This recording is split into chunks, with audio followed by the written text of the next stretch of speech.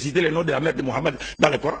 Si on a cité Jésus et sa mère dans le Coran, parce que Jésus est né miraculeusement sans père et avait une mère. Et Dieu nous dit dans les 5 Corans que cela ne vous étonne pas. Ce n'est que l'accomplissement des 4 façons dont Dieu a créé la race humaine. Dieu a créé Adam sans père, sans mère. Il n'a pas goûté à l'enfance comme Jésus. Il n'est pas sorti d'entre les jambes d'une femme comme Jésus. Il n'est pas resté dans les liquides amniotiques d'une femme comme Jésus. Il n'a pas tété au sein d'une femme comme Jésus. Il est sorti adulte portant la barbe. Ève a été créée sans mère. Adam a été considéré comme étant son père parce qu'elle a été tirée de son côté, à l'exemple de la même A et B. Et Jésus est né sans père, avec une mère, et nous qui naissons selon la loi commune avec des pères et des mères. Et si le Christ a été appelé Messie, lui seul dans le Coran, c'est pour mettre un accent particulier sur sa messianité par rapport aux Juifs. Parce que les Juifs ne croyaient pas en lui. Vous savez comme moi qu'aujourd'hui encore, les Juifs attendent leur Messie, qui n'est pas Jésus. Vous parliez l'autre fois, vous parliez de Jérusalem. La puissance mondiale aurait maintenant reconnu que Jérusalem appartient aux Juifs. Mais l'existence même de l'État d'Israël est un signe manifeste pour les Juifs. C'est un signe manifeste de l'impossible de Jésus. Parce que pour les Juifs, c'est le Messie qui devait rétablir l'État d'Israël. Mais nous disons que Jésus est véridique. Et c'est lui qui est le Messie qui a été envoyé aux enfants d'Israël. Mais contredisez-moi.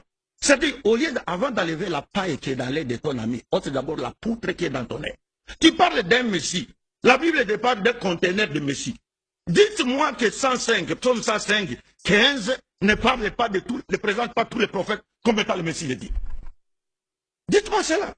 Donc c'est pourquoi je vous dis, relevons un peu le niveau des débats. Je voudrais avoir un débat professionnel, un débat classique. Il ne faut pas aller dans des petites choses qui n'ont rien à voir avec la quintessence. Il faut faire plaisir. Nous voulons un spectacle biblique et coranique. Inch'Allah. Comment? Non, moi je lui laisse mes secondes. Il faut qu'il élève le niveau de débat. Ça me va droit au cœur. La 4e bête n'a rien à voir avec le Coran. Monsieur Abdul Majid, qui est quand même défenseur de l'islam, va parler des choses que Mohammed, le prophète de l'islam, n'a pas reçu comme révélation. Mohammed n'a pas expliqué la prophétie de Daniel. Mais vous, par souci d'authentifier Mohammed et de vous faire un peu différent, et peut-être de succéder, peut-être de devenir plus tard un des califes, vous avez voulu inventer votre révélation. Ça, c'est une déclaration grave. Que vous débattez pour défendre que l'Antichrist ne sera pas musulman, mais vous disiez quand même que la 4e bête n'a rien à voir avec le Coran. Donc l'islam n'en a pas parlé. Et le fait que l'islam n'en a pas parlé, c'est à vous d'en parler. Et ça, c'est très grave, mon cher ami. Très grave. Je me disais que vous aviez sûrement la connaissance infuse sur l'islam, mais je me rends compte que vous n'avez pas répondu à ma question. Et c'est très, très regrettable. Très regrettable que vous n'ayez pas répondu à ma question. Je vous ai demandé, montrez-moi dans le Coran là où la qualité du Messie est attribuée à Mohammed. Pas de verset coranique. Au fait, un petit rire ironique ne fait du mal à personne. C'est juste pour dire qu'on n'encaisse pas, mais alors qu'on sent réellement la douleur dans son fort intérieur. Et, chers amis musulmans, voici votre ami qui est là devant moi.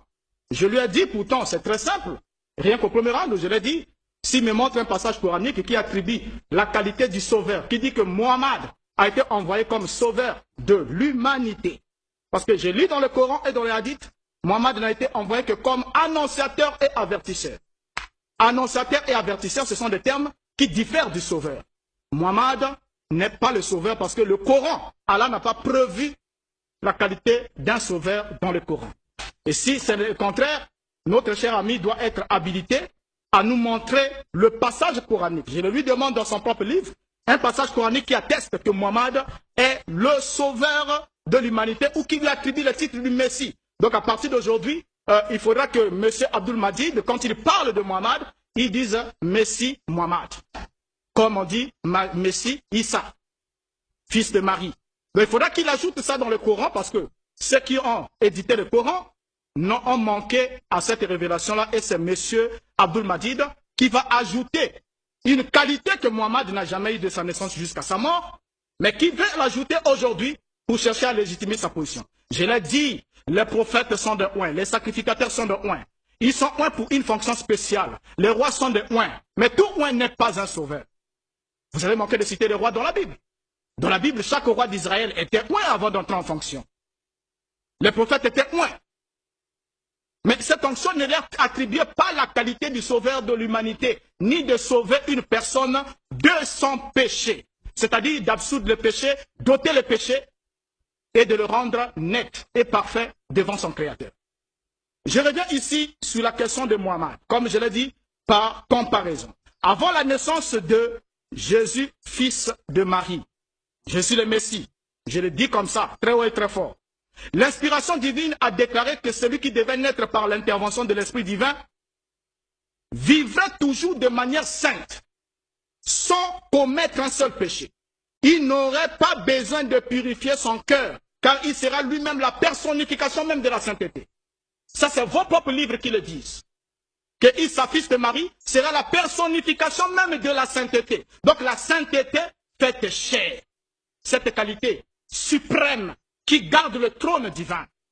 Mais Muhammad n'avait pas cette qualité.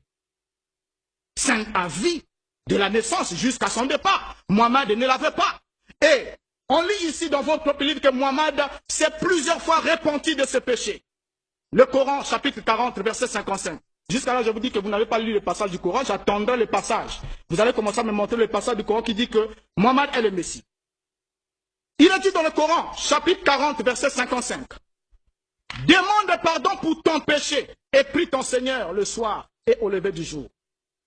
Encore, Coran 47, verset 19. Demande pardon pour ton péché et pour les croyants, hommes et femmes. Dieu connaît ta marche de longue en large, ainsi que les intérêts de ton cœur. Coran chapitre 48, verset 1 à 2. Nous t'avons accordé une victoire évidente pour pardonner tes péchés passés et futurs. Voilà. Mais ça n'a jamais été dit au sujet de Yeshua Hamashiach. Jamais été dit. Vous nous montrerez un passage là où Yeshua s'est repenti d'un péché, là où un seul péché lui a été repenti, dans vos livres. Jusqu'alors, je ne lis pas encore mon livre parce que je joue dans votre camp. Lisez-moi le Coran. Oui, je ne sais pas si ce Messie avait représenté le Congo-Brazzaville à l'émission Question pour un champion, il aurait fait la honte.